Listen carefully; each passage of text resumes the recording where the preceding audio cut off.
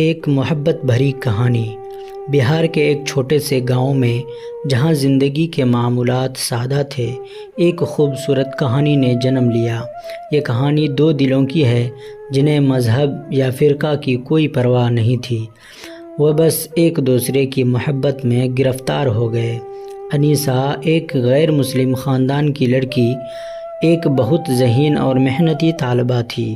اس کا تعلق ایک ایسے خاندان سے تھا جو تعلیم کو بہت اہمیت دیتا تھا۔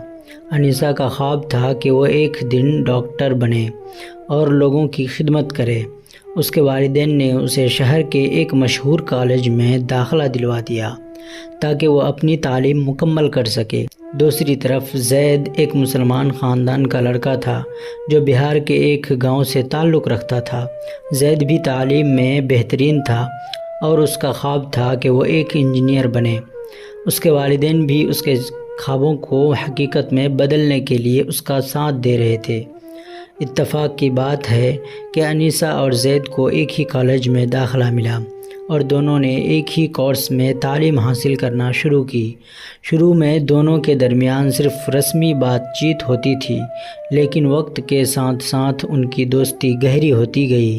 انیسہ اور زید ایک ساتھ لائبریری میں پڑھتے تھے، کلاس کے بعد چائے پیتے اور اپنے خوابوں اور مستقبل کے منصوبوں پر بات کرتے۔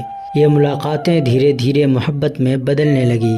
زید کی سادگی اور انیسہ کی خوبصورتی دونوں کو ایک دوسرے کی طرف کھینچتی رہی۔ ایک دن جب دونوں ایک پروجیکٹ پر کام کر رہے تھے، زید نے انیسہ سے کہا، انیسہ، میں تمہیں کچھ کہنا چاہتا ہوں۔ انیسہ نے مسکراتے ہوئے کہا، ہاں زید، بولو۔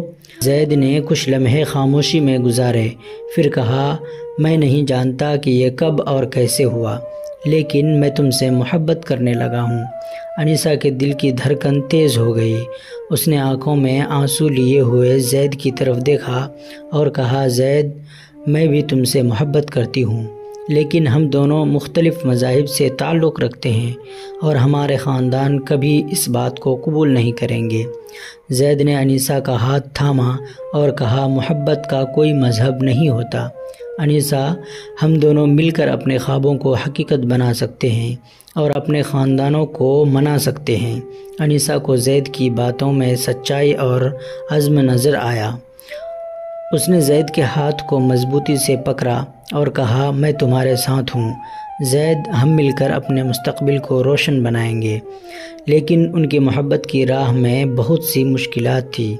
انیسہ کے خاندان کو جب اس بات کا علم ہوا کہ اس کی بیٹی ایک مسلمان لڑکے سے محبت کرتی ہے تو وہ بہت ناراض ہوئے۔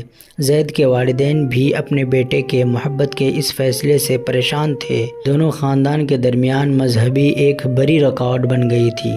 زید اور انیسہ نے فیصلہ کیا کہ وہ اپنے خاندانوں کو وقت دیں گے تاکہ وہ اس بات کو سمجھ سکیں کہ ان کی محبت سچی ہے اور ان کے دلوں میں ایک دوسرے کے لیے احترام ہے۔